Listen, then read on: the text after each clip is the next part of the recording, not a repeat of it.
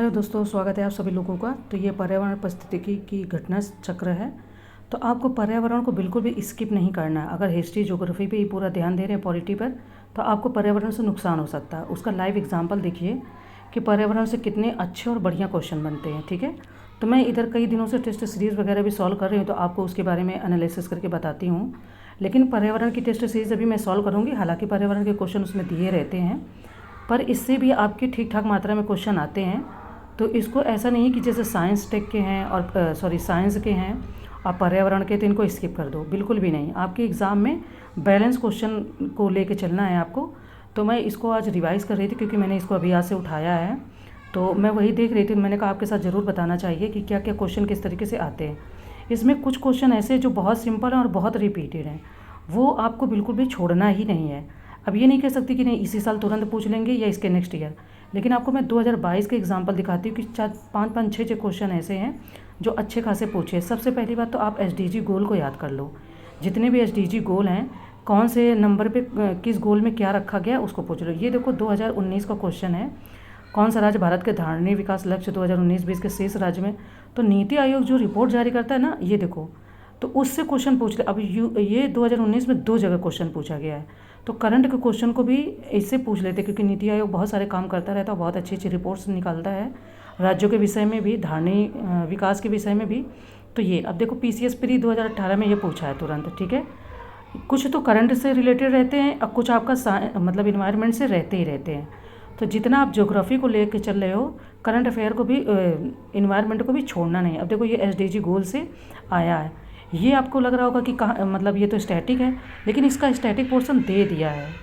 ठीक है, तो इसलिए जो चीज़ें यहाँ दी गई हैं उनको अच्छे से आप पहले पढ़ लो।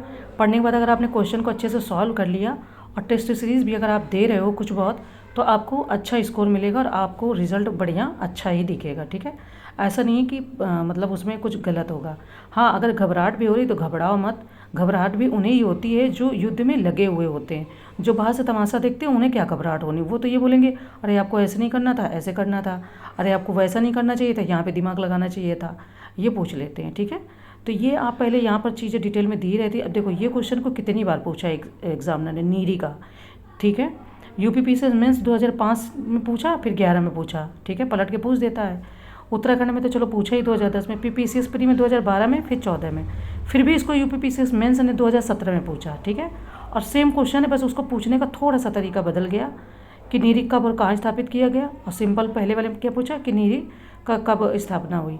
एक ये पर्यावरण सुरक्षा से संबंधित क्वेश्चन, ये मैंने 20 से 22 बार देखा है क्वेश्चन कम से कम, और ज़्यादा का मुझे पता नहीं। और भी आयोग, मतलब और भी राज्यों में पूछा ही जाता है। यहाँ पर झारखंड का और MPPCS का देते हैं, तो ये बहुत अच्छे से पूछा जाता है क्वेश्चन, और अपने भी PCS में, UPPCS में खूब पूछा गया है। तो ये ऐसे यहाँ पे टॉपिक है जिनको टॉपिक को अच्छे से आप पढ़ लो। अगर आपने पहले बहुत अच्छे से NCERT नहीं भी पढ़ी हैं तो पढ़ लो। पढ़ने के बाद में देखो भारत में पर्यावरण संरक्षण अधिनियम कब पारित हुआ है ना, आपका B ऑप्शन। फिर ये 2017 में आया मेंस में। अब देखो मेंस में अभी हमने इसके पहले बात की थी। फिर आपका 2019 में भी आया, वही क्वेश्चन है, थोड़ा सा पूछने का तरीका बदला होगा। अब मैं आपको दिखाती हूँ, ये 2021 में आया था, है ना, और 2014 में देखो पहले आया।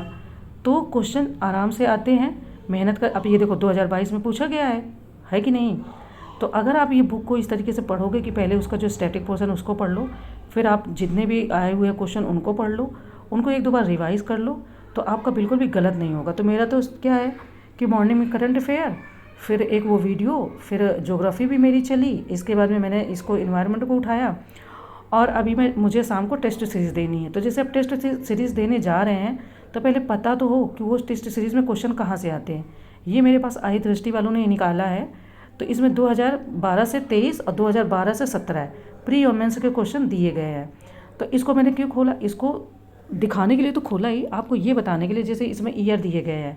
अब मुझे ये देखना कि मैं टेस्ट पेपर तो लगाने जा रही हूँ। ठीक है, तो टेस्ट पेपर मैं लगा रही हूँ तो क्या वो सही है, मतलब वो क्वेश्चन आते भी है एग्ज़ाम में या नहीं आते, या सिर्फ मैं देख रही हूँ। तो यहाँ पे क्या है, ये सेक्शन बना देते हैं कि किस साल में, 2022 में या 23 में ज्योग्राफी से कितने क्वेश्चन आए, हिस्ट्री से कितने आए, ठीक है, और इन्वायरमेंट से कितने, सारे उसमें सेक्शन बना देते हैं। तो वो देखने में आसान है। अब ये मैं टेस्ट सीरीज भी रात को लगाऊंगी 2 घंटे। तो अब मैं ये मॉडर्न और मिडीवल का मिक्स है।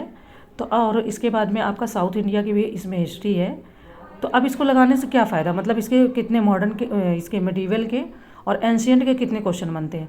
अगर मुझे मोटा मोटा 4-5 साल से आइडिया लेना है तो मैं बुक को देखूंगी और उसके प्रीवियस ईयर क्वेश्चन को देखूंगी, प्रीलिम्स में जो आए हैं।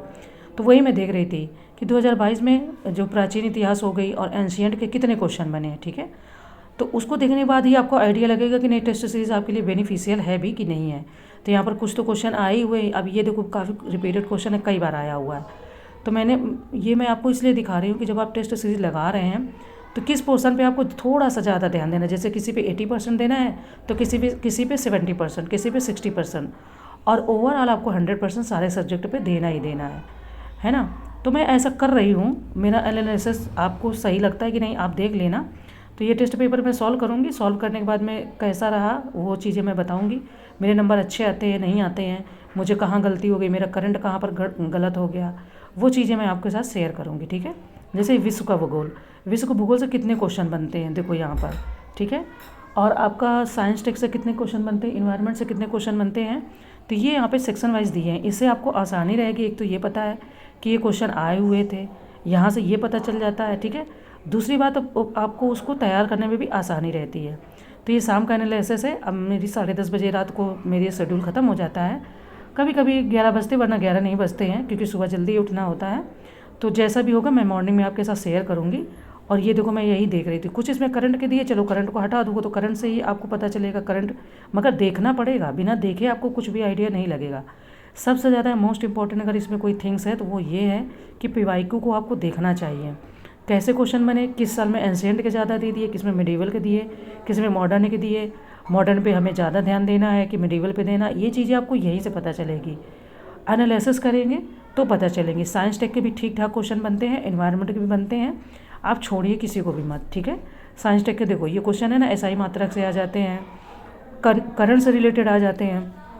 तो मैं ओवरऑल यही कहूँगी कि टेस्ट पेपर आप सॉल्व कर रहे हैं, पीवाईक्यू को ध्यान में रखते हुए चलिए, उनसे आपको बहुत हेल्प मिलेगी।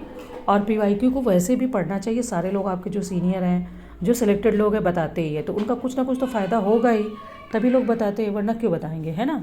तो बाकी मेरी ये चीज़ें कैसी लगी, मैं वही चीज़ें शेयर कर रही हूँ जो आपके लिए इम्पॉर्टेंट हैं और बहुत ज़्यादा इंपॉर्टेंट है, वो आपको बहुत हेल्प करेंगी, आपकी जर्नी में आपको मदद करेंगी। तो दो सब्जेक्ट को एक दिन में लेके चलिए और उसको रिवाइज़ करिए। तो जो भी चीज़ें होंगी मैं कल शेयर करूँगी। थैंक यू आप सभी लोगों का। गुड